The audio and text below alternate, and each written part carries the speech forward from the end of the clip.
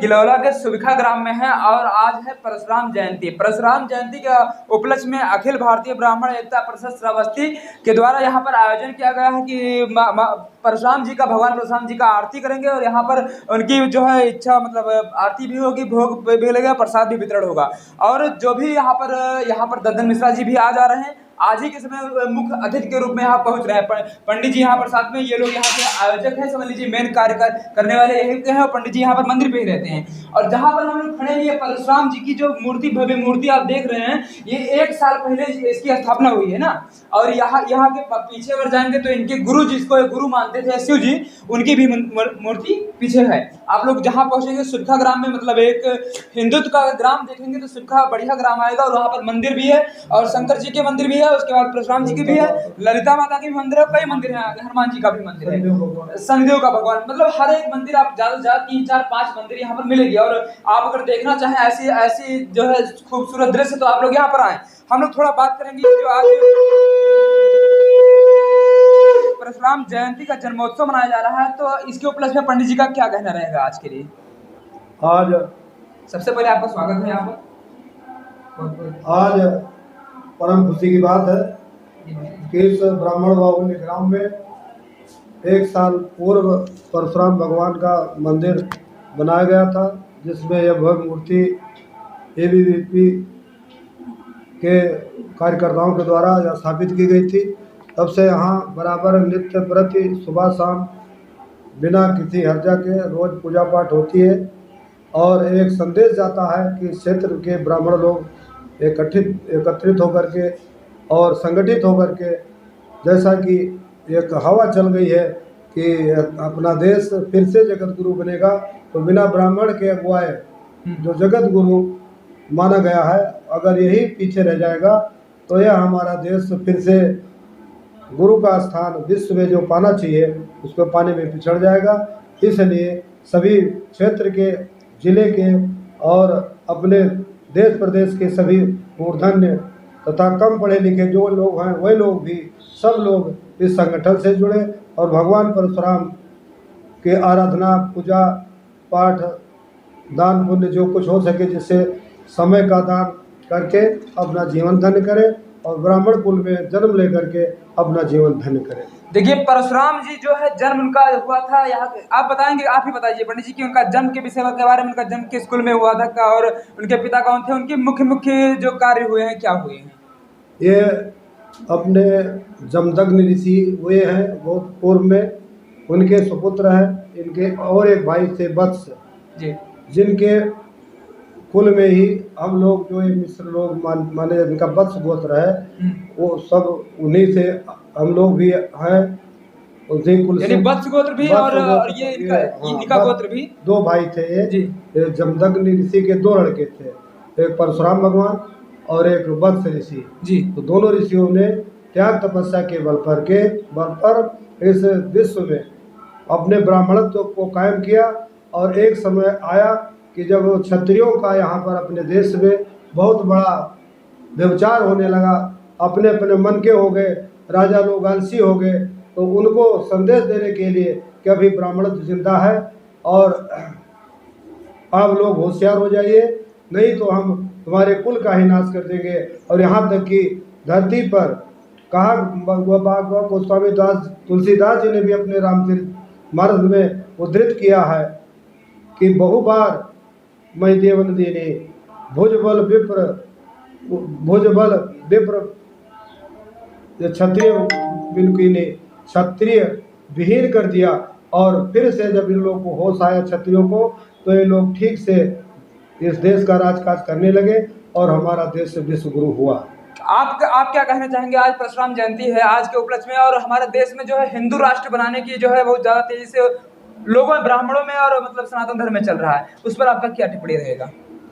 आज शाम 4 बजे से परशुराम भगवान जी की मूर्ति जो स्थापित हुई, इसका पूजन अर्चन किया जाएगा। फिर 5 बजे से हवन का होगा कार्यक्रम, फिर 6 बजे से हलवा का प्रसाद वितरण होगा, भोग लगाया जाएगा।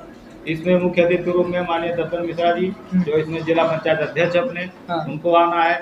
और एक वरिष्ठ सर्जन है डॉक्टर राधा कृष्ण मिश्रा जी, अपने एकौना में उनका अस्पताल है और बहराइच में भी अस्पताल चलता है, इन लोगों को आना है जी। और आज के उपलक्ष्य में हम इतना ही कहना चाहेंगे कि अपने ब्राह्मण कुल के वंशज जितने लोग हैं परशुराम भगवान के पूजा अर्चना करें।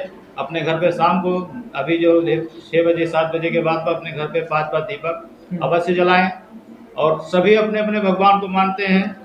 हम लोग भी अपने जो कुल के अगुआ हैं श्री परशुराम भगवान जी को मानते हैं, उनकी पूजा अर्चना करते हैं और सभी भगवान के साथ इनकी भी पूजा अर्चना करनी चाहिए। परशुराम जी का जन्म जो पंडित जी ने बता दिया कि जमदग्नि के ये पुत्र थे और माता रेणुका के ये पुत्र थे। जमदग्नि और रेणुका के यहाँ ये पैदा जन्म हुआ था इनका। उसके बाद ये ब्राह्मण की जो है रक्षा के लिए, ब्राह्मणों की रक्षा के लिए, ऋषियों मुनियों की रक्षा के लिए इन्होंने कम से कम, जिसे बताया जाता है कि 21 बार क्षत्रियों को विहीन कर दिया था इस पृथ्वी से। आप लोग समझ पाएंगे 21 बार क्षत्रियों को विहीन किया था। लेकिन फिर भी आज अगर हम लोग एकजुट नहीं होंगे तो हो सकता है हमारे ऊपर समस्या आ जाए। लेकिन हम लोग एकजुट होंगे बिल्कुल इनकी भांति और इनकी भांति ही काम करेंगे। इनके रास्तों पर पूरी तरीके से नहीं तो कुछ तरीके से आज भी चलना पड़ेगा ना पंडित जी। क्या क्या संदेश रहेगा आज के ब्राह्मणों को, आज के ऋषि मुनियों को कि वो परशुराम जी का पूजा अर्चना के साथ साथ उनके रास्ते पर भी चले या कुछ और? सबसे पहले तो संघे शक्ति कलयुग है। इस कलयुग की पहचान है कि जब हम किसी संगठन से जुड़ेंगे, सभी ब्राह्मण लोग एक होंगे, सबकी आवाज़ एक होगी, तो हम अवश्य अपने को विश्व गुरु के स्थान पर पहुंचा पाएंगे और देश हमारा आगे बढ़ेगा और विश्व में हमारे देश का नाम होगा। कहा जाता है कि परशुराम जी जो है अमर हैं, हमेशा ये रहेंगे। तो ये इस समय भी हैं कि नहीं है कहीं पर? इस समय भी है। किस रूप में अगर रहे हो इसमें हम लोग को दिखाई नहीं देते हैं, किसी न किसी रूप में तो होंगे ही पूरी धरती पर। शास्त्रों में आया है हनुमान जी व्यास भगवान, एक श्लोक है कि अश्वत्थामा बलिर्व्यासो हनुमान चा विभीषणा कृपा परशुरामच्चा सब तैता चिरजीवता।